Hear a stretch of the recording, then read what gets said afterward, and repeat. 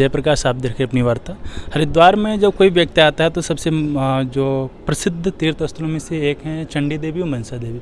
यहाँ पर हर व्यक्ति आता है जो उत्तराखंड आता है तो एक बार जाता है। उत्तराखंड में पॉलीथीन बैन है, लेकिन मैं भी दर्शन करने जा रहा तो यहाँ पे कुछ और दर्शन आ गया, शायद मुझे रहा नहीं गया। ये उत्तराखंड मनसा देवी हम लोग जा रहे हैं। क्यों जी?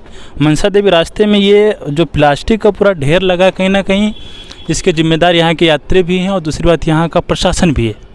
क्योंकि अगर प्रशासन इतना सख्त हो जाए पॉलीथीन, क्योंकि गवर्नमेंट हमेशा बोली पॉलीथीन बैन है, पॉलीथीन बैन है, लेकिन अगर उत्तराखंड में पॉलीथीन बैन है तो ये पॉलीथीन आई कहाँ?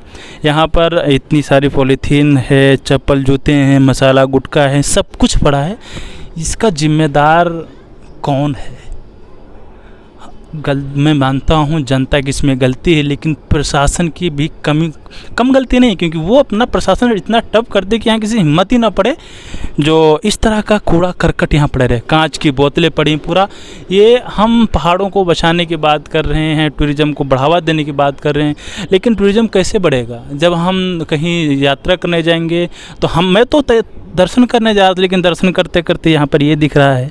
सोचने वाली बात है, गवर्नमेंट को भी सोचना चाहिए। सतपाल महाराज जी, आप तो यहाँ के पर्यटक मंत्री महोदय हैं, आपको कम से कम इतना सोचना चाहिए कि ये देव नगरी है, भगवान शिव की नगरी है, यहाँ पर इस तरह की स्थिति रहेंगे, आप कहाँ सो रहे हैं?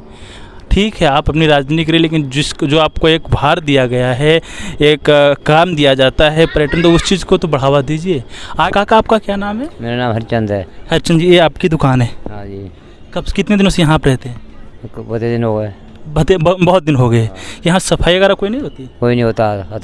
आज तक कभी सफाई हुई नहीं? कोई सफाई करने वाला, कोई हाथ से कर रहे हैं, जो करें आप ही लोग करते हैं? हाँ। ये पन्नियाँ, ये पूरा जो कचड़ा इधर में चढ़ रहा था तो देखा पूरा कचड़ा रहता है। कोई नहीं आता। कोई आता ही नहीं आता कोई। ये चीज़ें हैं यहाँ। उत्तराखंड की जो धामी सरकार इतना बात कर रही है कि मैं विकास कर रहा हूँ, लेकिन उत्तराखंड में बात किया जाए तो करीब 80% ज़्यादा पहाड़ है, और पहाड़ों की स्थिति हो चुकी है कि जगह जगह पन्नियाँ, जगह जगह कचड़ा पड़ा है। सतपाल महाराज की चीज़ सोचना चाहिए कि अगर यहाँ के पर्यटक मंत्री हैं तो यहाँ को पर्यटकों को बढ़ावा देने के लिए, क्योंकि कहीं ना कहीं उत्तराखंड की जो GDP उसमें 15.46% जो GDP जो है टूरिज़्म से आती है। तो इस चीज़ को उन्हें भी ध्यान रखना चाहिए कि जहाँ से हमारा आय का स्रोत है उस चीज़ को क्लीन रखें। अनेक प्रकार के मूवमेंट चला रहे हैं, पहाड़ बचाओ, पर्वत बचाओ, सारी चीज़ बचाओ, लेकिन अगर पहाड़ों की ये स्थिति हुई तो मैं आपको नीचे दिखाऊंगा। बहुत बहुत धन्यवाद काका आपको बताने के लिए।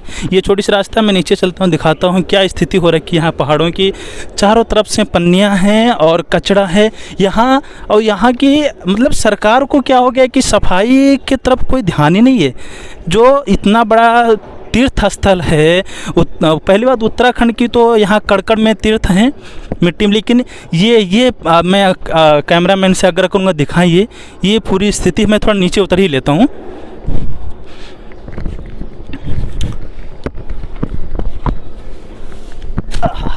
यहाँ ये कटीली तारें, ठीक है कोई बात नहीं, अगर मैं आ गया हूँ। पन्नियाँ, कचड़ा, जूता चप्पल, प्रसाद की बहुत सारी चीज़ें, पीछे से यहाँ तक ये पहाड़ की क्या स्थिति हो गई? ये सरकार कौन सा विकास कर रही है? महोदय, धामी महोदय जी, आपको कम से कम सोचना चाहिए। आप तो हिंदू बोल रहे हैं, मतलब हिंदू के नाम पे केवल आपको वोट ही लेना आता है कि कुछ विकास करना आता है? इन पहाड़ों की ये स्थिति हो रखी है। यहाँ के DM को भी सोचना चाहिए। यहाँ के जो नगर पालिका है, सुरक्षा, किस काम में आएंगे वो लोग, जो किसी प्रकार की कोई मतलब देख करके मेरी आत्मा रो थी। पहाड़ों की बचाने की बात की जा रही है, पहाड़ों के ऊपर प्लास्टिक गिराया जा रहा है, जो सोचने वाली बात है। खैर, मैं आपको दिखा रहा हूँ शुरू से ये, और सबसे एक मैं आग्रह करूँगा, इधर पीछे साइड थोड़ा करेंगे।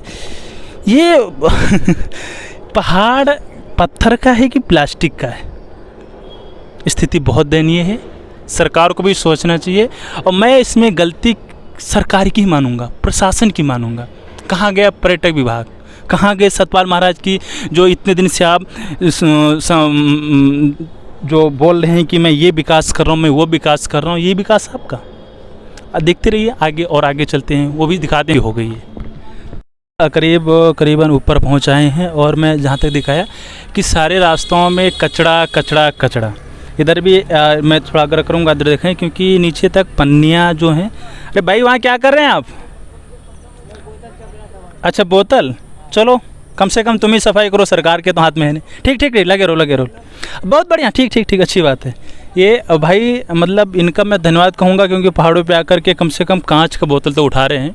क्योंकि सरकार यहाँ पर कांग्रेस की है या भाजपा की है, केवल नाम सब देती है हम टूरिज़्म को बढ़ावा देंगे, यहाँ साफ़ सफाई रखेंगे, हरिद्वार को स्वच्छ करेंगे, लेकिन अगर ग्राउंड जीरो की रिपोर्ट देखी जाए तो ये स्थिति है कि चारों तरफ पन्नियाँ हैं, कचड़ा हैं, बोतल हैं, कांच की बोतल हैं, प्लास्टिक की बोतल हैं, बहुत सारी चीज़ें। मैं शुक्रगुजार इन भाई बंधु का हूँ जो कम से कम यहाँ करके कुछ नहीं कुछ तो कम से कम बोतल तो उठा रहे हैं, ये काम कर रहे हैं। अब इन चीज़ों पर जो चीज़ सच्चाई ग्राउंड जीरो की मैंने दिखाई है आपको, और आशा करते हैं कि गवर्नमेंट इस पर एक्शन लेगी, कुछ ना कुछ ज़रूर करेगी, क्योंकि अगर पहाड़ों को बचाना है तो ये कचरा से मुक्त कराना होगा।